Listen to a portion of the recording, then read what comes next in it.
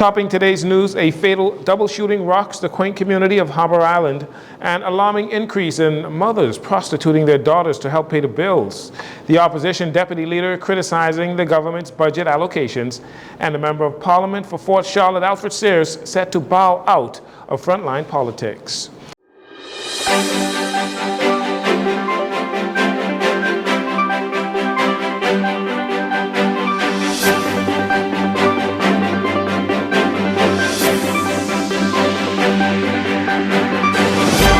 This is your JCN Evening News. I'm Jarino Saunders. Thank you so much for joining us. What in the world is going on beautiful Harbor Island? Today, police are investigating a shooting incident that claimed the life of a 25-year-old male and left another male requiring medical attention. According to the initial reports, shortly before midnight on Tuesday, police were alerted to a shooting incident on Munnings Street where two men were riding on a golf cart when a male wearing dark clothing approached them, discharged gunshots in their direction, and then fled the scene in a southern direction. As a result, both men sustained injuries and were taken to the local clinic. However, one of the victims, identified as Cameron Bannister, succumbed to his injuries, while the other victim airlifted to New Providence for further medical treatment. The investigation continues there. This is the third shooting incident on Harbor Island in recent weeks, but the first to result in a death. There are now 37 recorded murders this year, down from 54 around the same time last year.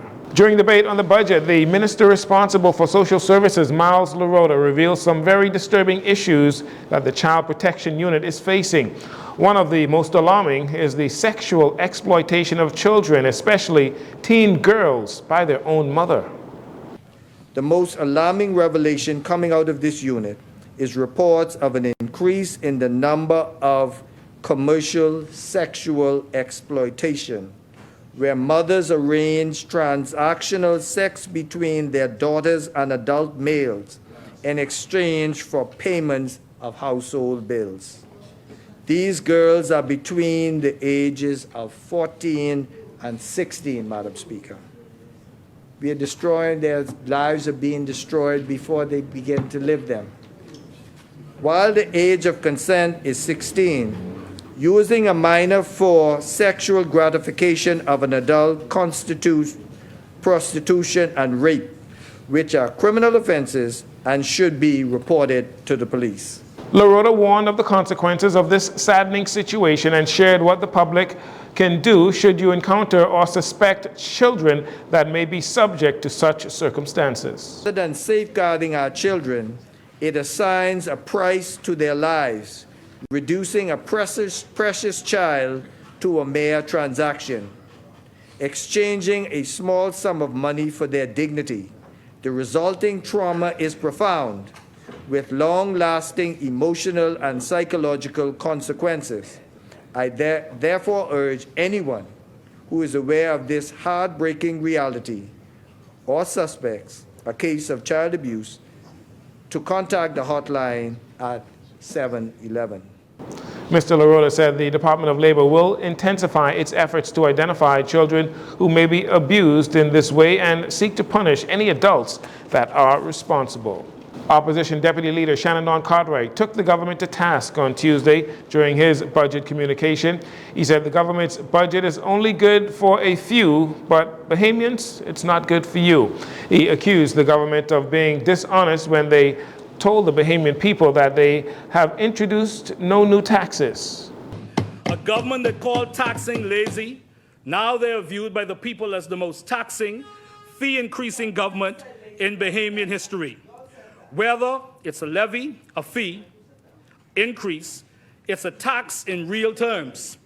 They can bring it through the back door or slip it in through some technical budget sleight of hand. You're doing good, sir. So much has been the impact of their increased tax burden that their tax increases have outrun their increase in minimum wage. Yes, yes. You see, fellow Bahamians, yes. This budget is for the few and not for you. No matter how often they say it in this debate or publicly that they haven't raised taxes, it's just not true. Yeah. Mr. Cartwright then turned his attention to the Prime Minister's announcement that the government will achieve a balanced budget with a surplus. He described it as a political gimmick to make the economy appear to be in better shape than it really is. While this could only be speculative, Mr. Deputy, and a projection, as the government is running a $200 million deficit for the 9 months of this fiscal year. They are behind, but yet they are projecting a surplus in a fiscal year that has not started.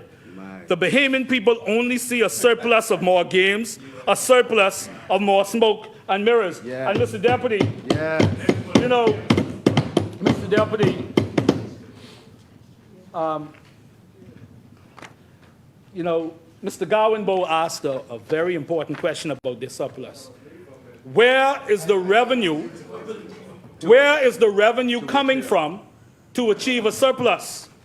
How are you going to get 20% growth in revenues for 2025, 2026, when you are not likely to meet your projections for 2024, 2025?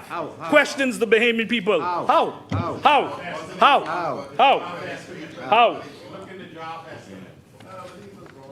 So forgive us, Mr. Deputy. Mr. Deputy, so forgive us and the Bahamian people if we do not believe you. Past experience has shown us and the Bahamian people that your word is no good and it cannot be trusted. Cartwright was also critical of the Davis administration spending some $280 million on consultants and approximately $73 million on travel since coming to office. Money, he says, could have been spent more wisely improving the lives of Bahamians. And finally, in this segment, the F&M Deputy Leader, Shannon Cartwright, while in Parliament on Tuesday, also announcing that he has been reliably advised that the Office of the Director of Public Prosecutions has wrapped up its investigation into operations at the Bahamas Public Parks and Beaches Authority during his tenure as Executive Chairman and found no evidence or actions or activities or decisions that violated any criminal statute of the Bahamas. In 2023, Mr. Cartwright was questioned by police in relation to their investigation into contracts issued by the Beach and Parks Authority. Cartwright said he always knew the truth would rise against propaganda, misinformation, and disinformation. We'll take a break here. We'll be right back following these commercials.